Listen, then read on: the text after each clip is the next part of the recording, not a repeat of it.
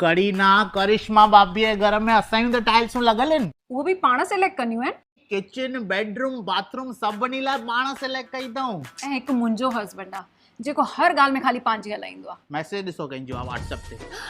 सलमान भाई farm house जो कमु चालू अथनि न, सभु टाइल्सूं असां वटां ई बुक करे विया आहिनि। वाह भैया हिते त इम्पोर्टेड टाइल्स बि अथव। यूरोपियन कलेक्शन स्पेनिश कलेक्शन अथव। हॉलीवुड पिक्चरुनि जे घरनि में कीअं लॻल हूंदा आहिनि। मां हीअ लॻाराईंदमि न त मुंहिंजा माइट त चौंकजी वेंदा।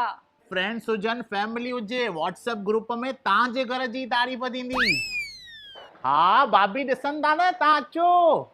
ग्रेनाइट मार्बल बिग साइज टाइल्सूं स्टोन स्कॉच सभु मिली वेंदो तव्हांखे आरजे स्टूडियो में।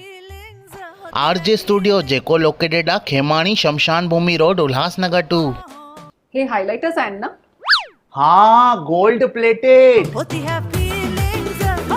तव्हांजी फैमिली गेट टुगेदर थींदव न, असां हिते रील्स ठाहींदासीं। उहे व्यू थींदव या। उल्हासनगर में ही तव्हांखे European Spanish collection imported premium tiles मिली वेंदव। हिते big size tiles scotch stones granite marble भी अवेलेबल अथव। लोकल टाइल्स जी स्टार्टिंग रेंज ओनली 20 रुपीस खां स्टार्ट आहे। विजिट कयो RJ studio Khemani Shamshan Bhumi road Ulhasnagar 2। हेॾां तव्हां मूंखे जाम दुकान घुमाया अथव। मूंखे हितां जी टाइल्सिस वणी आहे, मां हितां ई फाइनल कंदमि।